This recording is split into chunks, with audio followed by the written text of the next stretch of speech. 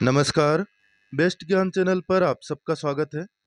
रोज की तरह आज के इस वीडियो में हम देखेंगे मध्य प्रदेश और देश के अब तक की दिन भर की बड़ी खबरों का सारांश, प्रदेश के हर एक जिले के मौसम का ताजा हाल और आगामी 5 दिनों का मौसम पूर्वानुमान, लाडली बहन योजना और मुख्यमंत्री किसान कल्याण योजना के बारे में महत्वपूर्ण अपडेट। वीडियो को पूरा देखिए ताकि पूरी जानकारी आपको मिल पाएगी। सबसे पहले पिछले 24 घंटे की बात करें, इंदौर और जबलपुर संभाग के जिलों में कहीं कहीं पर वर्षा हुई है। वर्षा के प्रमुख आंकड़े सेंटीमीटर में देखें, बल्कि यहाँ पर मिलीमीटर में जानकारी दी गई है। पांडुरना में 23.4, कटंगी में 5.6, बरघाट में 1.6 और नेपानगर में 0.2 बारिश रिकॉर्ड की गई। कुछ स्थानों पर ओलावृष्टि भी दर्ज की गई है। बालाघाट जिले की कटंगी तहसील, सिवनी जिले के कुरई, छपरा, लखनादौन, बरघाट और सिवनी तहसील, बुरहानपुर जिले के धुलकोट और पांडुरना तहसील में पिछले 24 घंटे के दौरान बारिश रिकॉर्ड की गई।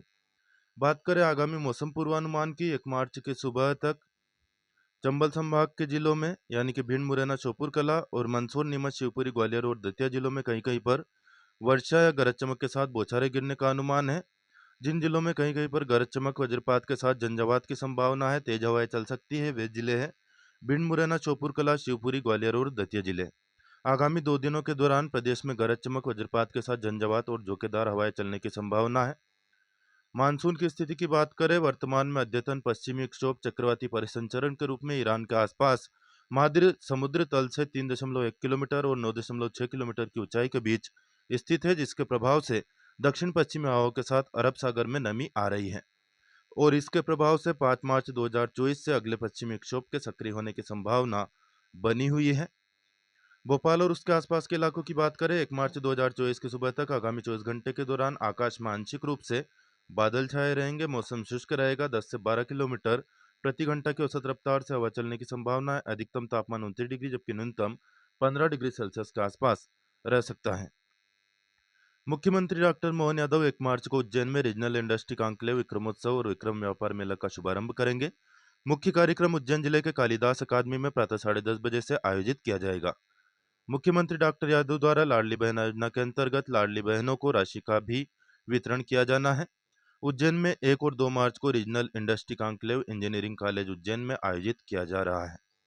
प्रधानमंत्री नरेंद्र मोदी का आज के दौरे कार्यक्रम की बात करें, प्रधानमंत्री 2 दिनों तक झारखंड, पश्चिम बंगाल और बिहार में दौरे करेंगे। 1 मार्च सुबह 11 बजे सिद्धि, धनबाद और झारखंड में इनका कार्यक्रम है। 35,700 करोड़ रुपए की विकास परियोजनाओं का शिलान्यास करेंगे। दोपहर 3 बजे आरामबाग, हुगली, पश्चिम बंगाल में रहेंगे। 7,200 करोड़ रुपए की विकास परियोजनाओं का शिलान्यास करेंगे। 2 मार्च को सुबह 10:30 बजे 15,000 करोड़ रुपए की विकास परियोजनाओं का शिलान्यास करेंगे कृष्णानगर, नादिया जिला, पश्चिम बंगाल में। वहीं शाम के 2:30 बजे औरंगाबाद, बिहार में 21,400 करोड़ रुपए की विकास परियोजनाओं का शिलान्यास करेंगे और शाम 5:15 बजे बेगूसराय, बिहार में 1.48 लाख करोड़ रुपए की तेल और गैस क्षेत्र की परियोजनाओं का शिलान्यास करने वाले हैं।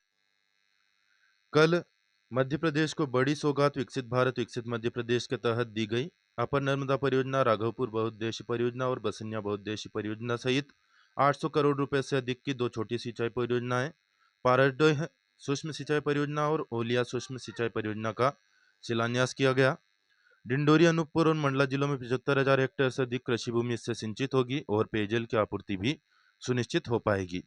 वहीं बैतूल और खंडवा जिलों में 26,000 हेक्टेयर से अधिक भूमि पर सिंचाई के लिए इससे भरपूर पानी भी मिल सकेगा। मुख्यमंत्री डॉक्टर मोहन यादव ने कहा कि 28 फरवरी को प्रधानमंत्री श्री मोदी ने किसानों के खाते में किसान सम्मान निधि की 16वीं किस्त की राशि ट्रांसफर की है। जल्द ही मध्य प्रदेश सरकार भी किसानों के खाते में सम्मान निधि की राशि ट्रांसफर करेगी, तो किसानों के लिए बड़ी खुशखबरी है। मुख्यमंत्री डॉक्टर मोहन यादव ने कहा कि 1 मार्च को लाडली बहनों के खाते में राशि भी ट्रांसफर कर दी जाएगी। उन्होंने कहा कि गरीब किसान मजदूर की भलाई के लिए चलाई जा रही योजनाओं के लिए धन की कमी नहीं आने दी जाएगी। मुख्यमंत्री डॉक्टर मोहन यादव ने आष्टा में आयोजित कन्यादान योजना के एक कार्यक्रम में यह बात कही। उन्होंने कहा कि दान में दान, सबसे बड़ा दान कन्यादान है। बात कर लेते हैं ताजा मंडी भाव की। 29 फरवरी को ब्यावरा मंडी में गेहूं का अधिकतम भाव रहा 2410 रुपये प्रति क्विंटल, चना 5575 रुपये, सोयाबीन 4510, सरसों 4325, मसूर 5605 और धना 6800 रुपये प्रति क्विंटल तक बिका। वहीं गेहूं का औसत भाव रहा 2345 रुपये, चना का 5390 रुपये, सोयाबीन का 4210 रुपये, सरसों 4200 रुपये, मसूर ₹5355 और धना का औसत भाव रहा ₹5575 प्रति क्विंटल। वहीं खुन्नेर मंडी में सोयाबीन का अधिकतम भाव रहा ₹4405, गेहूं ₹2391, मसूर ₹5540, रायडा ₹4300, चना ₹5475 तक बिका। वहीं औसत भाव की बात करें, खुन्नेर मंडी में सोयाबीन का औसत भाव रहा ₹4200, गेहूं का ₹2260, मसूर का ₹5350, रायडा का ₹4500 और चना का ₹5300 तक रहा। मध्य प्रदेश में शिक्षा का अधिकार के तहत प्राइवेट स्कूलों में निःशुल्क प्रवेश के लिए आवेदन आमंत्रित किए गए हैं। ऑनलाइन अप्लाई कर सकते हैं और निःशुल्क शिक्षा प्राप्त कर सकते हैं। इसके लिए 3 मार्च लास्ट डेट है। केजी फर्स्ट यानी कि एलकेजी में प्रवेश के लिए न्यूनतम आयु है 4 वर्ष, नर्सरी में 3 वर्ष, यूकेजी में 5 वर्ष और कक्षा पहली में 6 वर्ष। वहीं अधिकतम आयु सीमा की बात करें, नर्सरी में 4.5 साल, केजी फर्स्ट में 5.5 साल, केजी सेकंड में 6.5 साल और के कक्षा पहली में 7.5 साल अधिकतम आयु सीमा है। यदि आपके बच्चों की जो आयु सीमा है इसके अंतर्गत आती हो तो आप अप्लाई कर सकते हैं। हाल ही में दतिया जिले में नया एसपी बनाया गया है। श्री वीरेंद्र कुमार मिश्रा बने हैं नए एसपी दतिया जिले के।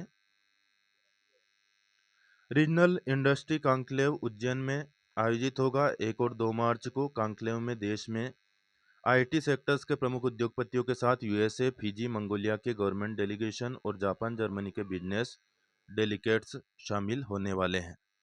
सीएम डॉक्टर मोहन यादव ने किसानों के लिए जो बड़ी खुशखबरी दी है वह पहले ही आपको बता दी गई है। 2000 रुपये की राशि मुख्यमंत्री डॉक्टर मोहन यादव अगले सप्ताह ट्रांसफर कर सकते हैं। वही लाडली बहना योजना की राशि आज महिलाओं के खाते में जमा हो जाएगी। बढ़ी हुई राशि आएगी। शुरू में 1000 रुपये डाली गई थी, उसके बाद में बढ़ाकर 1250 रुपये की गई थी।